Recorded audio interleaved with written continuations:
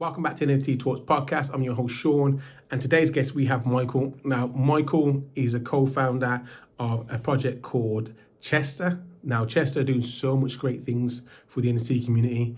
They're helping onboarding artists to join the space, but they're also onboarding collectors and connecting collectors to artists within the space. They're doing so much things in regards to helping them financially, supporting them mentally. So definitely take time to listen to this one, share, let other people know about this because it is amazing, and subscribe, and let's help build this community.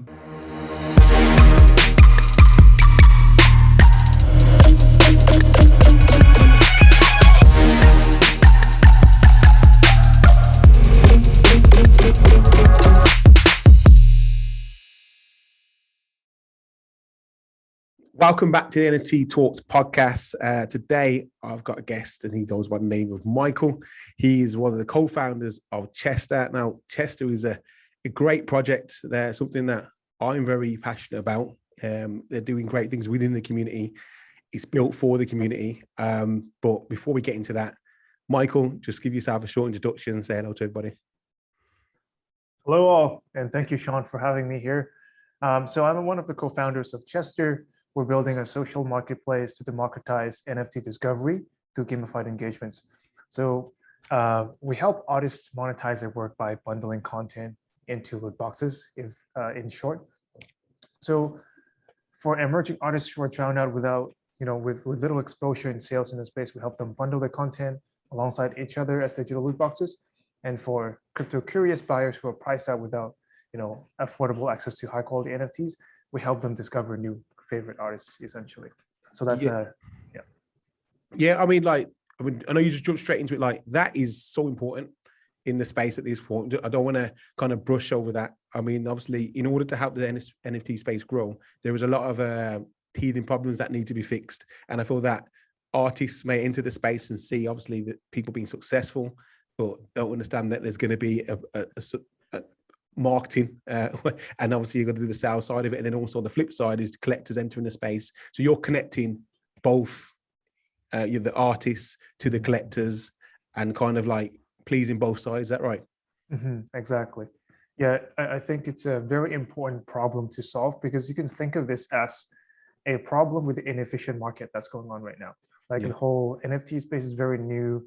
Let's say as an emerging creator, as an artist coming into the space, you're trying to navigate everything that's going on. So many platforms, so many projects. Like, how can you leverage your own work as a creator? Like, are you here to make money? Or are you participating in just a booming, technology market and such? So there's a lot of questions you have to tackle. So I've been here since, like in the crypto space since 2016, and I've noticed this is almost like a recurring theme. Like, every time there's a boom in popularity, people come in, they have lots of questions, they want to figure out how to get involved. And this wave, in particular this year, is more about NFTs and what's in fashion right now is like arts and collectibles. So I've seen a lot of creators who feel really lost, basically. They sometimes get into very stressed positions and say like, oh shit, everyone around me is like, making a lot of money, they're participating, selling work here, there. How do I get to participate in this? How do I even promote my work? How do I price my work and such? So anyway, I think that's a lot of that going on. And a problem that I'm really starting to notice is they feel lost and they don't know what to do. And at the same time, they feel like they're missing out on the booming market, and they're building a lot of anxiety, right? So I call this, I call this a distribution problem in the market, where a very small percentage of early adopters get to dominate majority of the marketplaces in sales, like the same few thousand sellers, same few thousand buyers, and the newcomers will feel like they're missing out. They're struggling to feel how to get work, to get by, and that's what we're trying to build, like a technology-enabled solution for them to sort of sell or discover their work, right? And without having to get very good at commercial distribution or business concepts and stuff, so they can focus on what they want to do. Right. Anyway, that's the gist of it. Now you hit the nail on the head. I speak to so many people that are suffering, and you talked about something that hasn't even been spoken about, is that the fact that everybody's selling, and the fact that you're trying to get into the market and think, oh, I want to make a sale, and you feel like you're missing out, and that almost creates emotionally that can affect people and then stop people from creating. So that the fact that you touched on that, and I know that I've been on your Discord and seen the kind of things you're doing on that side, which is great, which we're going to definitely touch on. But yeah, like I'm going to say it here, I'm going to repeat it throughout the podcast. If you are a creator, you need to go and check out these guys and look at what they're doing, because they're offering a helping hand where there isn't a lot of that, and they're covering all different areas. So guys, make sure you go check it out. But yeah, let's jump into it. Let's jump into a bit of your background. I know you've been in the crypto space for a while, but you're not the only founder. So how did the project actually come together, and why? Starting with my own background. So I actually studied economics back in university, and my career has been in engineering. And then at my latest job, I kind of made a transition to business operations, like at a leadership role. So I have kind of like a little bit of different background. With crypto, I've been following it since 2016. So I've been around, see the rise and fall of crypto kitties, saw the rise of crypto punks and such. And then we have the ICO boom, like all the DeFi projects. And this year we have a lot of the NFT boom and such. So I've seen a lot of these cycles. So from that experience, observing from the sidelines, like I can see, a lot of patterns and such, and really realize that a lot of times it really is about this thing called information asymmetry. Like newcomers face overwhelmed by all the things that are going on. They want to get into it, but they don't know how to. Mm-hmm. So that's like something that's really intrigued me, because the whole crypto, like decentralized movement, is supposed to put the control back in the individual's hand, right? But every time something like that happens in these booms and bust cycles, the average person doesn't know what to do, and they end up having to face with so many decisions because all the controls are suddenly in their hand. It doesn't mean you know what to do with it, right? Yeah. Like so there's always this like sort of disconnect with like what the space is promising versus what people actually seeing. So I got very interested, and this year is when I left my full-time job and started with Chestr. Started back in March. We really wanted to develop a solution for the creators to basically sell their work without hassle, and for collectors to discover work without hassle, right? So that's our goal. And then later on, I recruited our other co-founders. We have another product lead, my brother John, and then we have an engineering lead, which is a former coworker of mine. He takes on actual product development. Mm-hmm. We also have a community team of 3, Gianmarco, Andrea, and Suruj. They help us with a lot of moderation and promotions and such. It really is a community effort. I'll pause it at that. We'll get into some other more specific stuff about Chestr. Yeah. I mean, like, I feel like you've assembled like the Avengers, everyone to come from the different areas. Because I spoke to Gianmarco, and everyone. What I found that with your team, that every people that I've spoken to, everyone's very passionate in regards to what they're doing, and they play their role, and everyone goes in 100%. Like what thing I want to talk about is the things that you're doing with obviously Chestr. Now, you talk about the 3 programs, which is, I think, I've never seen anybody doing that. I want to understand how it's working. So obviously you've got the direct bidding, which is real interesting. So that's obviously every week, you 2 or 3 creators, you'll make a bid on someone in the community. Yep. So okay. To provide some context, it comes from first our organization's principle, right? We want to deliver support to people who are coming into the space. Yeah. And it's going to take time for us to actually build out the product. That's an app, that's a platform. It's going to take us time to build. So in the meantime, we need to deliver value to the people who need it upfront, right? So that's why we started with the community portion, with a series of community programs. So what you mentioned is the direct bidding part. That's the community curation program. So we have a monthly budget. We try to bid on 1 or 2 pieces of work every week. And then that's a way to directly support people that we think have potential. We evaluate them based on a few criteria, basically, like, how active and supportive you are in this space. Are you actually good with your craft? Like, are you pricing your work fairly? And we try to, give feedback and engage them along the way. So that's 1. 2 is a gas fee sponsorship program. Yeah. And another very important pillar in our community, because we've, like, I don't know, you and I, right? We come from like fairly stable economies where gas fees, even when they're expensive, we can afford if we bite the bullet, like a couple $100 or worst case, like, right? Or like average 10, 20, $30, that's fine. But from a lot of creators who are coming from like other, economies, these are like expensive amounts for them to pay. So we've noticed a lot of creators who are like just as talented as we are, just as passionate as we are. Yeah. They come into this space, but they are blocked out because they can't afford. Either can't afford to make their first mint, or they can, but they cannot experiment as freely because each experiment costs money, right? What if they want to change the price 2 weeks later? It costs money. Like, what if they want to burn a piece? Costs money. So we started having that program to help people out to take the first step into the NFT space, and we've sponsored I think over 150 creators so far. Wow. And it's worked out really well. Like, even just from like what we did in the past few months, I've already seen like quite a few creators who got into the space because of us and are now selling their pieces left and right and like hitting the sort of success, quote, success in the space at this moment. So yeah, it's really meaningful.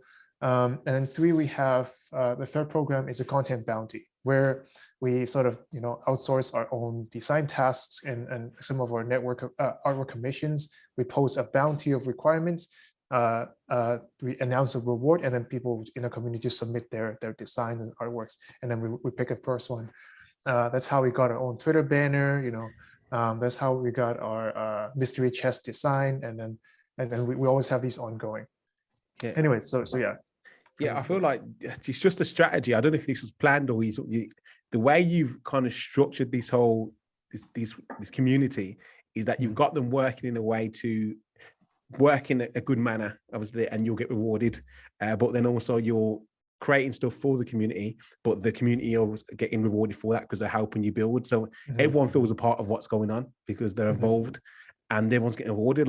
And the community is, I wouldn't say it isn't large at this point, isn't it? It's under the 1K at this point, which is still a small community on the big scale of things. But this is why it's so important. People can join now.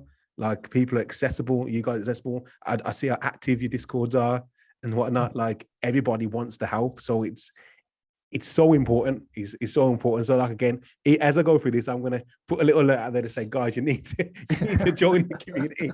Like, because I'll say that because with NFT Talks ourselves, obviously, our aim is to educate people within the space, because I feel that that's going to be needed in order to help people to progress. But you guys are taking it, I feel like you're taking that one step further. The step after the education is guiding them of how to actually sell something and do it in the right manner, putting it at the right pricing. What do you get out of it? Connecting to people, building community, collaborations and whatnot. Like, I feel you're covering all pillars, which is great. Obviously, we'll build on to talking about obviously the Chestr mystery box. Oh yes, which I feel that is. I think that was a great collaboration project. Like, just touch on that and tell me how that came about. Yes. So that is so yeah. For context, that's more on the product side. That's always been in development. Because like, community is nice and all, we can always scale this up, but at the end of the day, we need to secure a good source of funding as an entity so that we can keep these community support programs going indefinitely, right? So we need to explore other ways to deliver value that's more, maybe like more on the commercial side, other than like the peer-to-peer collaborative side. So we've been working on a platform, which is a social marketplace that I mentioned at the beginning, where our vision for the platform is that as a creator, you can just create your work that's good, and then you drop it in, and then because it's a mystery chest series where like the content's randomized each sale, the collector on the other side, they can open and get a randomized piece, right? But as you see with this format, as you scale it, it's becoming a very almost like a liquidity pool, or like a pool of content where as long as you can drop your piece in, it'll be sold at some point, because everything in there is randomized, right? It's not one person has to find you particular to buy your work, and which is a problem with a lot of marketplaces right now, because you never get discovered, right? So in this case, like, it's just a matter of time. As long as your piece is in there, it will be sold. So that's our vision. And I think it's very powerful, because now from the creator point of view, you are not just promoting your work alone anymore. You are promoting the same series of mystery chests alongside everyone else who's in the series, right? So we're aligning all the individual efforts into joint efforts to promote the same thing, which is much, much more powerful than you trying to DM 100 different collectors to like, hey, check out my work. And then the same collector receive 100 different DMs from 100 different people, each one trying to promote the individual work, right? Now you're talking about 100 people all promoting the same thing, and then the mainstream audience or collector audience can go back to the same series because they hear about the same thing. So it's a much more potent way for people to promote together. And from the collector point of view, right, you actually get more quality assurance. Because let's say if you're collecting a space right now, a lot of the behaviors that I notice are like the collectors have to get pretty sophisticated. They do research on the creator, like look at their background. The collector has to have some sort of like almost like a refined taste to know what they're looking for, and then they determine whether some piece is priced fairly. They have to talk to the creator, almost negotiate sometimes, and also understand, okay, am I just buying a JPEG, or am I buying the commercial rights to this piece, or can I redistribute it? Can I print it? So these things are all unclear in a lot of marketplaces, despite all the hype and noise and such. So what we can say, right, is that it should not reflect what mainstream adoption would look like, because the average person won't know about these things. So we always try to think about, okay, so for average collector point of view, how can they benefit from this mystery chest format, which is that if they get a chest, the chest reveals an artwork that's already part of a group of peers that we've already kind of peer vetted, right? Because for a creator to have their work submitted into chest, they have to first get past our curation. So that's another like quality assurance aspect, where let's say if you or a friend or your mom and pops who's coming into the space and want to try something, don't know where to start, get a chest. You don't have to worry about the commercial rights and consumer rights and stuff. You know that everything that comes out from the chest is trustworthy, right? So that's the sort of value we want to provide to the collectors as well. And of course, we'll have like pricing and such, but that's like later. Does that rely? So I mean, what you're saying there, and this is that relies on, you're putting all the pressure on yourselves as a company to market, to be that reputable company, to say that we're going to deliver at this standard. Is that would that fair to say? It's a good question. So first, starting, yes, of course, we want to take this load among ourselves. So like our team and the community team, and we involve our own community to sort of practice through rounds of curation. So we actually collectively figure out what's good as curation principles, like what qualities we look for, what's consistently reliable and such, right? That's a learning process. But going forward, we will decentralize this process, where we let the communities vote simply, like what type of work gets to make into a series, what type of work we get to bid next, what type of work will receive guest fee sponsorship next. Like we'll progressively decentralize these aspects. But to start, right, like we can't start with everyone trying to each have an opinion on what to do. We always have to start small, figure out what works, try to reproduce it, and then scale it up. So that's always our direction. So is it only artwork then at the moment then? Like would you do like with music or that? So so in the first drop, we have only done a Genesis drop so far. We have a couple more lined up, but the first drop we had 27 artworks and one collectible. Actually, the collectible was a Bored Ape Kennel Club piece, which is the derivative pricey piece, So which is a good good noteworthy thing too in each series. Because different artworks are of different value. Sometimes we put in like a much higher value one, like the Kennel Club piece, as an enticer. So that appeals to the general audience. So people might come for the artwork, some others might come for the high value piece, but either way they can't lose, because they discover someone else's work in the process. And we also put in a bunch of additional content to pad that value offering for people. So it's quite exciting. What price are you selling? Is it a fixed price? Is it you're selling the chest? Yes. So for the first series, it was 0.3 Ether. It was priced at the average value of all NFTs in the series. Okay, cool. So going forward, we will definitely get more flexible. There will be some series that are pricier with higher quality work. There are some series that are much cheaper. Our goal is to have something for everyone coming into the space, because again, like we want to make this a combination of community and product that delivers value to all, or to the average stakeholder in the space, not just the 1% people who can buy works for 10 Ether, who's driving most of the noise. Our whole mission is to make it accessible for everyone, right? So we will diversify the price of the works. We'll diversify on the genre of the works that we offer, and not just art and collectibles as well. And eventually we have a much more mission of growing into like other types of NFTs, like tickets, gift cards. Like, but anyway, it's just a format, right? All right. So what, as probably a question that any creators are probably listening to, what do a creator get from it then? How's it shared in regards to, or is it shared? Is it gifted from the creator, or do they get a percentage? They get paid. Yes. Okay. So the work is basically each piece of art that we put into the Mystery Chest series is literally the price is determined by the creators themselves.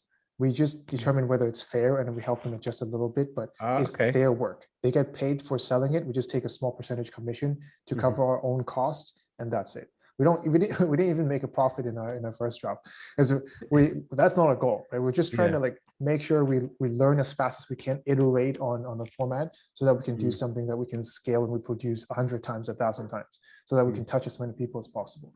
Like profit's not our focus right now, but anyway, hope that answered your question. Now that does make sense. So you sell it on your own marketplace, or you collaborate with another one? So the actual sale takes place on our own platform. We have a Chestr smart contract that we developed in-house, so that handles, so creators can deposit their NFTs into the smart contract, and then once the sale's over, it also remits the payments to the creators. But another noteworthy point is that each NFT that can make it into the series does not have to be minted on our platform. We focus on compatibility. So in our previous series, there are some pieces from Foundation, some from Known Origin, Maker's Place, OpenSea, Rarible. We focus on being compatible because we don't want to get in the way of creators building the portfolio on other platforms. We just want to help them sell, right? Discovery and distribution is our focus. We're not focused on minting or like primary sales and such. Okay, that makes sense. That makes sense then. So as a creator, it could be a piece that you've sold a few, and you've got one piece left, and you think you put in a Chestr box to try and sell with other pieces of work, and you price it at whatever price you want to price it at, as long as it's fair. Exactly. So that goes through like a evaluation committee sort of stage where we negotiate with them a little bit, because pricing, right? Like most people I've noticed, like one, they have no idea how to fairly price their work. Like you have people just coming into the space, never made a sale, and price their work at 2 Ether, which is like literally a simple JPEG. Like some others, like they undervalue their own work too. Like you have career artists who came in with 20 years of experience, but because they're nervous, they put their work at 0.1 Ether, right? So we try to give them a hand, to price those fairly. How do you, there's one thing you probably ask, how do you join the community? Is it as simple as just getting invited to the Discord? Does somebody have to get an invite? How does it work? How does that work? Yeah, so easiest way is to first go to our Twitter page at Chestr NFT. It provides all the links that you need. So you can find a website there, you can find a Discord there. The Discord group's open, so you can also find a Discord invite link on there. And then once you get into the Discord, all we need is just that you go through a captcha, like, so not a bot, right? It's like it's an open Discord group, so you can just come hang out, come say hi. We have people always asking for feedback for the creations. You can do it yourself or give feedback, and then we every week we set goals together. It's like personal goals that we set. That part I found amazing. Like it's needed. It makes sense. Like that support aspect of people creating goals and people are actively doing it. You can see that I've done this, I'm setting this goal, and then they come back and say this is what we've done. That helps, and doing it together, that makes it a lot easier. It really helps. And it's great. It's one of my favorite parts about these like engagement with the community members, because like by setting goals together, we kind of get a sense of what each other is aiming for in the space for, and we help each other calibrate our expectations. Like some of them say like, I want to sell 2 pieces of work this week, but that's something out of your control. Is it even a realistic goal to have, right? And then by others pointing that out, now oh, that's true. And okay, actually, it's pretty cool that I engage with others and manage my expectations, and we're working on this together. And every week we keep each other accountable. Okay, that part. And to sweeten the pot a little bit, every week, end of the week, we randomly pick one of the people who achieve their goals, and then we issue a gas fee sponsorship, just like a little bit to okay, so there you go. So it's extra perks.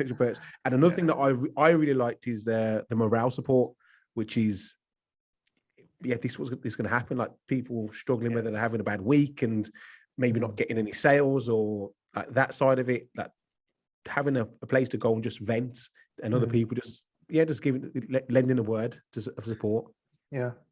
I think it's very important to feel that it's okay to be vulnerable and share perspectives. because as mentioned earlier, this space is fast moving. There's a lot of noise, a lot of sales. You see people sell their work left and right for like various amounts. You always feel you're missing out. For people who are coming into the space, this is something that is quite hard to deal with. Like sometimes like missing out on something is the worst feeling in the world. Like everybody's it's overwhelming. Yeah. Like it's like almost like in a gold rush and see all your friends are digging up gold, but you're the only one standing here, like just twiddling your thumbs. Like, what am I doing? Right. So it's not a good feeling. I've been here since like 2016, so I've seen a few cycles where people coming into the space feel like they're missing out, and that a lot of times it pushes them to make impulsive decisions that may not be good decisions, like emotional decisions. Like, hey, I need to FOMO into this investment, or I need to FOMO into creating a lot of low quality work so I can list them as soon as possible for a chance of sales. So they kind of lose sight of what's truly important, which is what is their goal and involvement in this emerging space? What do they truly want to do? They kind of lose sight because they get distracted by all the hype and activity that's going on. And as those go on further and further, people start to feel anxious, like, what am I in for? What am I doing? And then they blame themselves, like, I'm missing out, I'm not worthy. And then that's why it's important to share the perspectives. Like, everybody has it hard. Everybody's looking the same thing. This NFT space is uncharted territory. Nobody knows what they're doing. We're trying to figure it out together, right? So that's sort of the setting for people to motivate each other, basically. Yeah, I mean, I can relate. I mean, I always get a bit of pain when I see a Bored Ape, because I was there when it was minting time, and I didn't get one, and every time I see one, I'm like, but these can happen on a large scale, and like you mentioned, it's a fast pace. There's lots of finance being exchanged, and people are buying PFP projects for couple $100, and then tomorrow it's worth $5,000, and it's just like it's just crazy. But one thing I will say is, and I do see a lot of a few courses out there now. I mean, what's your thoughts on that? Because to me, I think, how can you offer a course on buying PFP projects if it's all down to you're buying into a concept, and it's not there's no guarantee that you're going to make money. So what's your thoughts on that? It's it's funny. I haven't seen those courses myself, but so I'm not gonna comment directly on them. But in general, it reminds me of like the self-help guru courses, or like the stock investment courses where pay me X $100 and I'm gonna teach you how to get rich off stock investments, right? So that if those people are actually so good at that, they won't share their secrets. They will be capitalizing on their own secrets indefinitely and get super rich without telling anyone, right? Valid point. That if they want to share something with you and charge you for it, when nobody else supposed to know what's actually going on, like, you can be pretty sure that it's probably some snake oil they're trying to peddle, right? Maybe a couple of good insights, a couple of good wisdom anywhere, like maybe dropped in there, but I don't think at this stage there's anything worth paying for just yet. Yeah, and I agree with you. And the thing is, there's people like yourself. Like, look, you're doing active things within the community, putting out free information.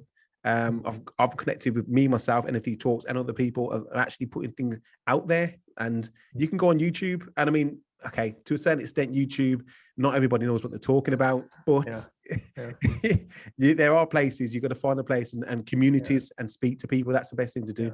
Yeah, even for paid content, sometimes I think it's like almost like a false signal. Like, people still most of the time don't know what they're talking about. You're just getting trash advice with extra steps, in all the way.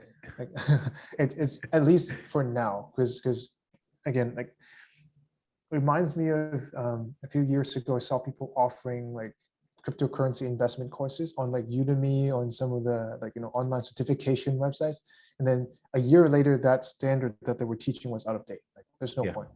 It's like, sorry, my cat's getting in the way. That's all right. I've had a few cats on the episodes, man, just walking across and knocking over cameras, so don't worry about it. But I just wanted to hear your thoughts on that, because I feel like that is things like that too. Also, the education route around that, like, you shouldn't be. I don't feel like anyone should be paying for education at this point, because it is fairly new. Things are changing day by day. Everybody in this space, I don't think anybody can't claim to be an expert.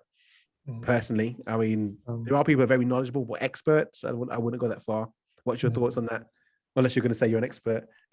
Yeah, I wouldn't call myself that. Yeah, I'm just one of the bystanders. You know, like now I've skin in the game, but Yeah. for the longest time I was a bystander. I would say, yeah, definitely. I wouldn't dismiss all of the paid content that are offered. Mhm. Some of them I've seen that are truly valuable and it's worth the weight in gold. But in general, be skeptical. Anything that requires money, just be skeptical, especially in a space that's so new. Yeah. Like majority of people trying to figure out what's actually works. That's one. Two is that even if they actually know what they're talking about, it may become invalid within 6 months or a year or 2 years. So be careful what you're paying for. And there is so much free resource out there. Just be open-minded on certain concepts and don't feel, one thing that I hear sometimes is that people get intimidated by certain concepts. Let's say you're an artist coming into the space, you kind of put this mental block around your head that I cannot get good with certain technical concept or business concept and such. And then they turn to like, oh, that's why I can only focus on creating art. I don't care about selling. I don't care about everything else. Yes. So that limits a lot of choices, right? Mm. And the same thing goes for like when they do research, they kind of block out the technical concept and such. Like, I don't know, like this is just something out of my control. But I think what's important is to recognize that NFTs in particular, it's just between art, technology, and business. It's as much one aspect as any other.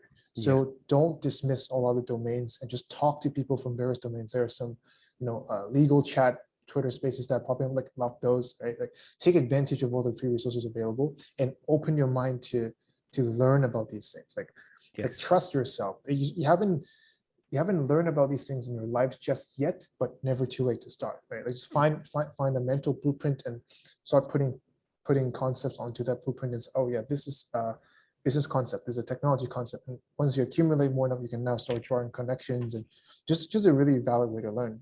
Yeah, no, I completely agree. And like you said, the one thing about important is speak to different people.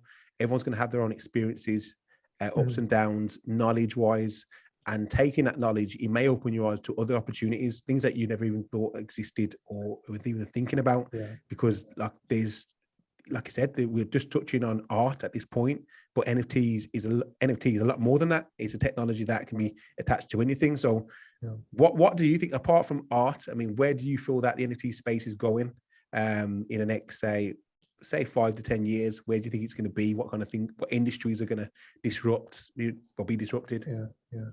That's a good question. So if you ask 100 people, you probably get 100 answers. Yeah. But what's in common, I think, would be it's full of potential, right? Possibly lots of aspects of our lives are going to be touched by NFTs and also cryptocurrencies. But by focusing on NFT itself, the way it is right now, you can see it as like a digital artifact that represents certain activities, right? That has value. The value is like part cultural, part commercial. Right now, what's in fashion is like people using it to represent artistic value, like artworks, some collectibles, which has some semblance of utility, which you can use it as your profile picture, or can give you access, right? So it kind of fueled this boom. But at the end of the day, NFT is just a format, and it's up to people to invent different ways to utilize this format, right? And going forward, I do think that the sort of value of NFT is going to move more from something arbitrary like cultural value to more like measurable value like utility or even financial value, where like you're going to definitely see like NFT based gift cards coming up, NFT based event tickets coming up, membership cards, like all kinds of actual business applications being put on NFT. It's just a matter of time, that I'm sure. And then in 5 years, I think 5 to 10 years timeframe, I think we're definitely going to see businesses where they bring some of the traditional use cases into the NFT context, and then they're now starting to get connected and have a whole new layer of like application emerge that we've never seen before. So let's say if you combine NFT event tickets with NFT gift cards and like a bunch of other stuff, and because now it's NFT, it exists on the blockchain, is open to utilization by other projects as well. It's like interoperable, right? You will probably see something like now certain businesses that specialize in bringing multiple different independent projects together and develop new use cases out of it, like a loyalty reward system that's tied to particular gift card purchase or track record of certain things that are based off of these the transaction history, like the provenance of your commercial activities, right? So I think we're definitely going to see something like that.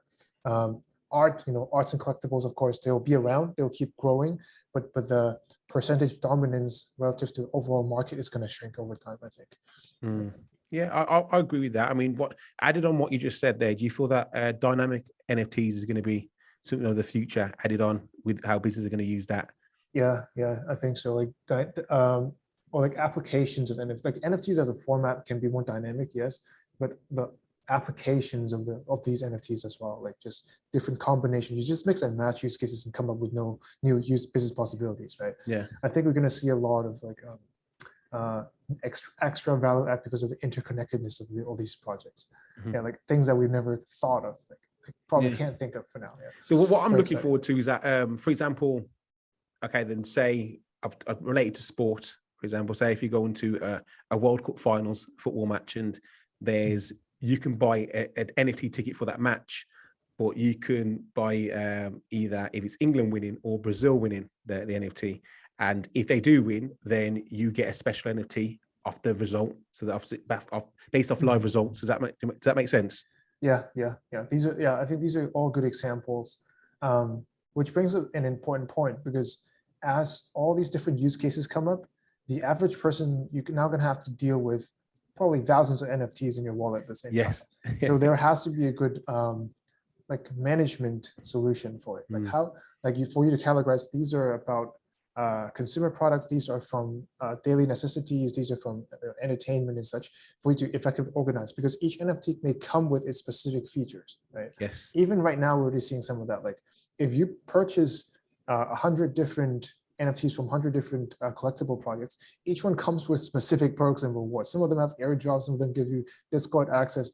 Like you're already losing track of what you manage. Yeah. So I think it's just a matter of time before some products are developed just to target this specific aspect of it. Yeah. Now that makes sense. That makes sense. And also one thing I feel that's going to have to be done is the easier managing the wallet. That's the aspect of it. I think it's a bit at the moment. It's a lot of friction in regards to what you're going to do with the passwords. I understand the security, but that's got to be easier down the line. I know that Samsung that has to be. Yeah, I think so. Has Samsung done the collaboration? Have they? Is it with it? Who have they done it with? Engine, maybe. I'm not sure. I'm not sure who they've done it with. Who do you know? Have you seen that? No, not Samsung. They've got a digital wallet, and I'm sure Apple's going to do one soon. They're going to have their own wallets on the phone automatically, and that might invite mass adoption. I think it's just a matter of time, because again, the average individual is not equipped to handle like information security or like deep financial concepts or certain things. Just like the internet, when it was first invented, right? It was like the hobbyists and the early adopters who first got into sending emails. People think like, why should I go through so many hoops to send an email?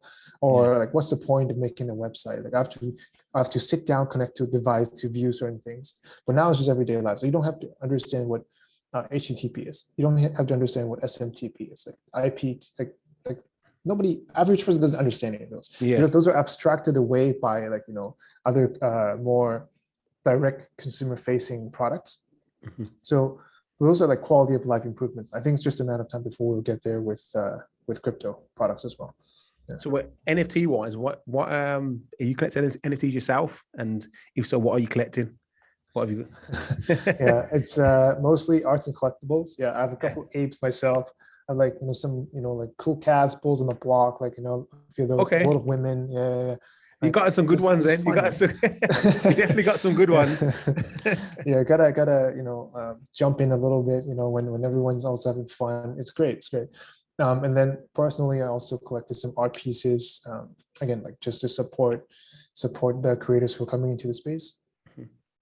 Just my way of contributing to the inefficient market, help make it a little bit more efficient, helping talents take their first step into the space and such. But aside from that, like the usual DeFi products, like try to earn yields and such. Pretty normal involvement. Okay. Well, yeah, you've definitely just not shy away from it. You've definitely got some good collectibles there.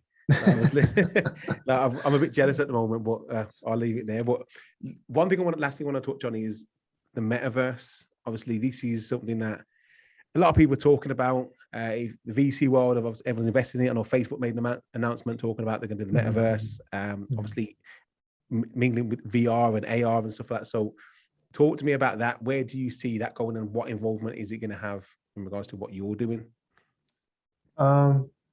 So I do. Okay, so that's a couple parts of the question, I guess. So one, like when it comes to like metaverse, I think it can already exist without any AR VR involvement. You can connect to a metaverse solution with like a browser. You can like click around like through traditional, almost like a video game, right? You play through a computer and you walk around that virtual world.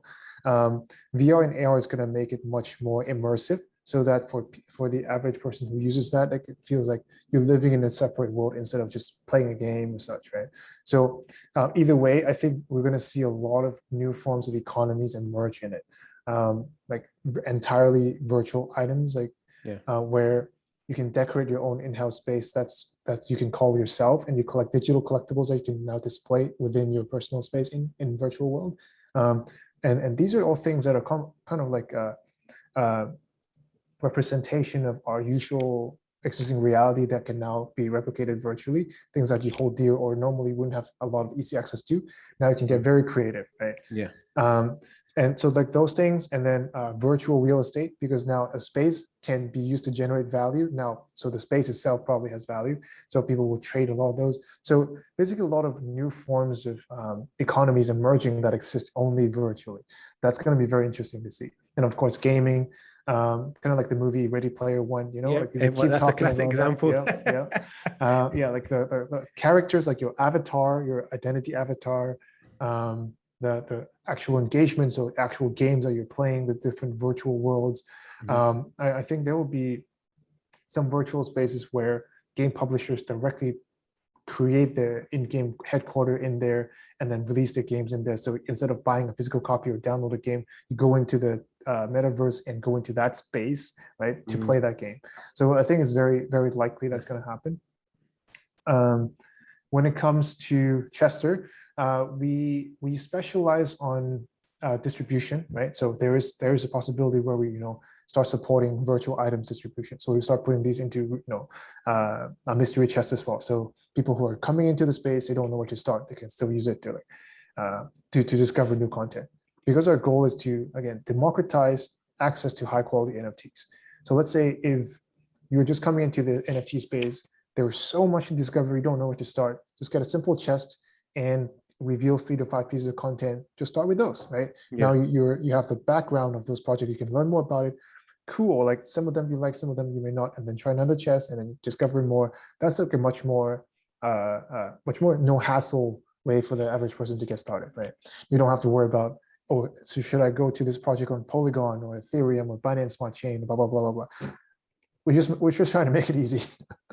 I'm thinking that while you were saying all that, especially with the metaverse and obviously Chestr, how about now you start putting like a map in each chest box, and then in the future that map will give you navigate you around, whether it's whatever metaverse you choose to go in, to find a bonus Chestr box. That would be cool. Like